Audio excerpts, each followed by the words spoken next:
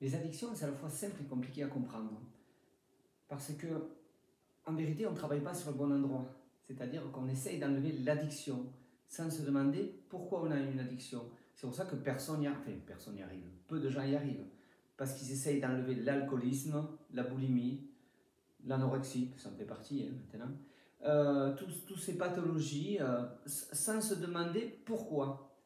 Mais en vérité, on se doute bien qu'il y a quelque chose derrière. Alors bien sûr, c'est un mal-être. C'est un mal-être qu'on comble avec un pseudo-bien-être qui s'appelle l'alcool, le tabac, la nourriture, voilà. C'est ce mal-être. Alors, à 70% à peu près, c'est parce qu'on a une charge mentale trop élevée qu'on fait descendre en prenant des substances, en regardant de la pornographie, en faisant des achats compulsifs, voilà. Ça fait du bien au cerveau, pas à nous, mais au cerveau, sinon il ne le ferait pas. Hein. C'est simplement que le cerveau a autorité sur nous. Le circuit nerveux autonome n'est que l'arbin de nos mal-être. Donc il obéit à des ordres, je ne suis pas bien, donc je dois. Donc vous pouvez essayer d'avoir toute la volonté du monde, vous n'y arriverez jamais, puisqu'en vérité le problème n'est pas l'addiction et le mal-être. Alors comme je vous disais à 70% parce que c'est une charge mentale, les gens travaillent trop, ont trop d'empathie, ont trop de volonté, de peu importe, ils en font trop. Quoi. Le cerveau travaille trop, mais en compensation, il faut quelque chose. Et les 30% restants, ce sont des gens qui ont des vides à l'intérieur d'eux. Grosso modo, ils s'emmerdent, hein, voilà, leur vie ne leur va plus, ne leur convient plus, leur métier ils tournent en rond. Donc qu'est-ce qu'ils font? Pareil, c'est un mal-être qui naît et ils vont le combler avec ces pseudo-bien-être. Donc il faut comprendre que le cerveau archaïque, la partie arrière de notre cerveau, le cervelet, lui, c'est lui qui va commander. C'est-à-dire, c'est lui qui va dire j'ai besoin, donc tu me donnes. Et nous, on fera qu'obéir. Le cerveau, les neurones vont obéir à un ordre du cervelet. Lui, il ne va pas chercher à comprendre. Puis après, il faut comprendre que là où on se trompe tous, c'est, moi pendant des années, j'ai dit addiction, donc enlever l'addiction. Parce que la partie arrière de mon cerveau me disait, quand il y a trop, il faut enlever. C'était logique, c'est logique pour tout le monde.